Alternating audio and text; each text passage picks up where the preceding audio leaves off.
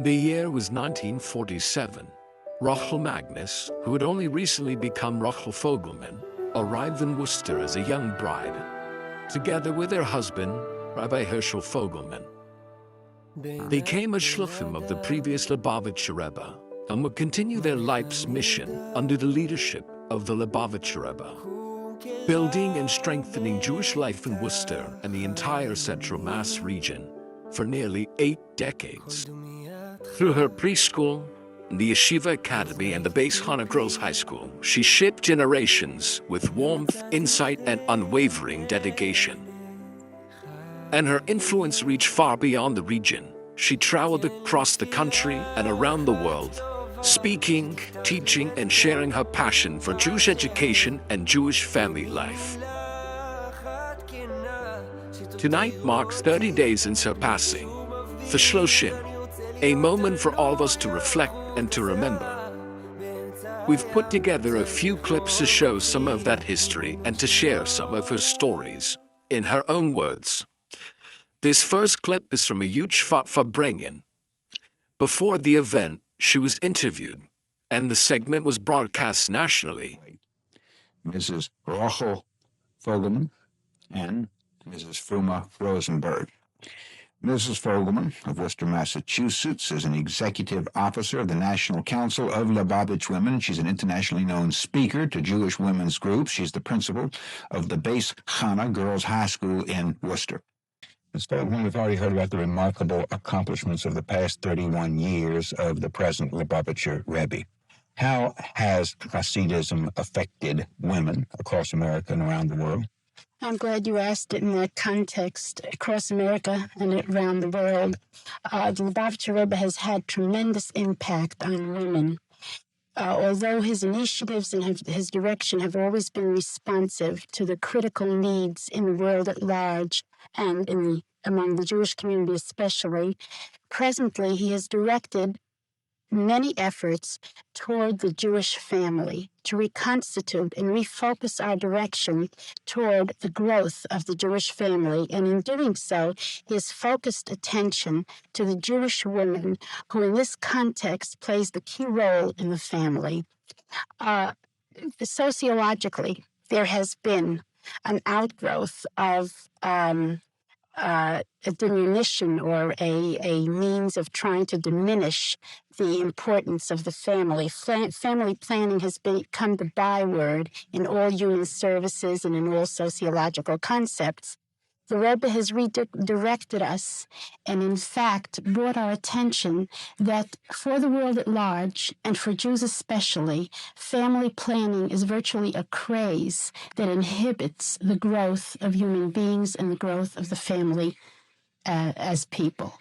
And I have spoken on many occasions, and there are women's movements in England, in France, in Israel, in Australia, that have redirected women's attention and asked them and told them that the purpose of a Jewish family is to bring sanctity to Jewish life and beauty to Jewish life.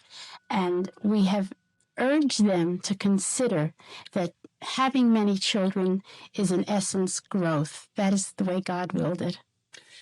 You mentioned family, happiness and the lower divorce rate. I think a concept, I don't know how safe it is to discuss it on television, is the concept of family purity or sanctity, that by the same token that there are laws of kashrut, that a house must be kosher, a home, there are laws that govern mitzvot, commandments, that govern the relationship between a husband and wife. And that we are taught, and I can see that it promotes shalom bayis. It helps. It has psychological impact and many ramifications. This is the farthest thing from a normal commercial broadcast, but Yes. if it were, you two would be excellent commercials for Hasidic Judaism, Lubavitcher style. Thank you very, very much. It all began with a vision to create a yeshiva academy in central Massachusetts. It took strength, persistence, and heartfelt prayers to accomplish what seemed at the time to be impossible. But as years passed by, so did the accomplishments of so many young students whose hearts and minds grew closer to their Judaism and to the heritage of their fathers and their mothers, their grandparents and their great-grandparents. And their young souls found something very special inside this yeshiva that will remain part of their lives forever.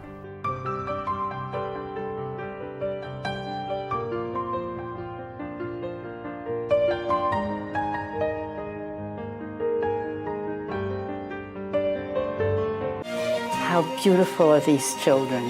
How fortunate are these children that their souls will be nourished with Torah and Yiddishkeit that will last a lifetime. In many ways, yeshiva has been a Jewish conscience of our community, whether it's encouraging local providers to carry kosher foods or creating awareness of Jewish values. None of this would be possible without the selfless dedication of Rabbi and Rochele Fogelman. And children. Central Massachusetts became the emanating light for so many Jews who are now out in the world spreading more light. Mrs. Rochele Fogelman and her husband have been Shloshim in Worcester, Massachusetts since 1947. I would speak, and I organized groups of not women that belonged to the yeshiva, women that were outside of the yeshiva, outside of the fringe of our sphere. And I spoke, and they always asked me to do book reviews. And whenever I did a book review, no matter what the book, I always brought in something about Yiddishkeit and used the book review as a vehicle to speak about Torah and Yiddishkeit and to draw them closer. We went in for Yechidus, and the Rebbe just greeted us so beautifully and so warmly. And my husband mentioned to the Rebbe that the following week I was going to speak at the temple, and I was going to do a book review on The Chosen, Chaim Potok.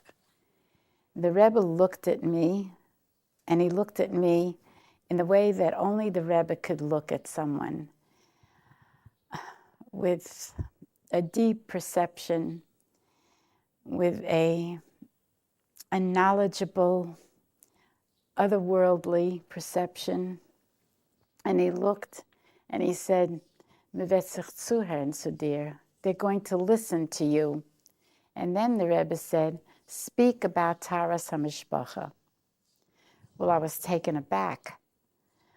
I would love to speak about Taras HaMishpacha, but this book, The Chosen, is a book about boys, about the relationship of a son and his father. And I thought, how am I going to bring that and speak about Taras HaMishpacha? But the Rebbe said, speak about Taras HaMishpacha. There was no question. That's what I had to do. When I came to the temple that morning that I had to speak, we met in a room downstairs that the temple people used for their small minyanim, if someone had to say Kaddish or whatever. And the room soon filled up. It filled up so quickly that the chairman of the event, the chair lady, said, well, we'll go upstairs to the main sanctuary. Now, the main sanctuary in the temple is a very large room. It must hold about 1,000 people. It's huge. And pretty soon, the room began to fill up and fill up more and more until there was standing room in the back, and women were standing there. And so I thought, okay, I'm going to do this.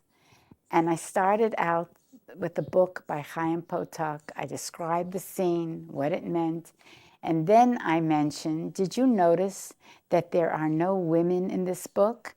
Did you notice that the father's wife is not mentioned? The son's mother is not brought to light?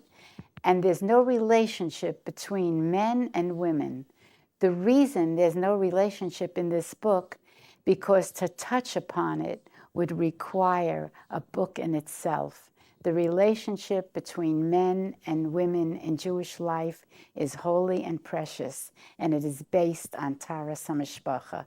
And I went on from there, and I explained what Taras HaMishpacha was, what it meant to us, and why it was a flaw in the book and a flaw in most Jewish lives because people are unaware of it. The audience was electrified. People called me up, women called me up, where is the mikveh that you spoke of?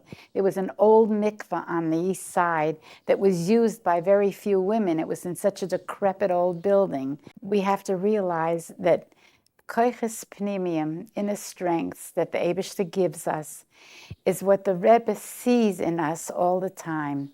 And he strengthens us in such a way and directs us in such a way that those koiches pnimium are brought to a fruition, that they have positive and actual results in reality. You did not ask why, Mame, Mame, Rochele. Mame, you did not ask how, Mame, Mame, Rochele. But please don't hold back your tears, let your voice be heard again. Mame, don't stop asking when, Mame, Mame, Rochele.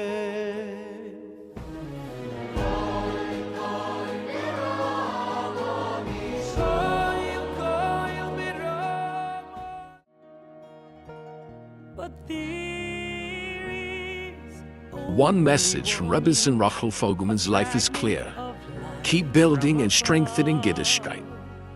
In her honor, our community is beginning a new chapter, the launch of a beautiful new mikveh dedicated to her memory.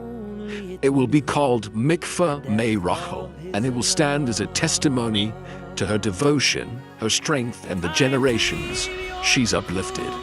May her neshama have an aliyah, and may we each carry her mission forward with purpose and pride.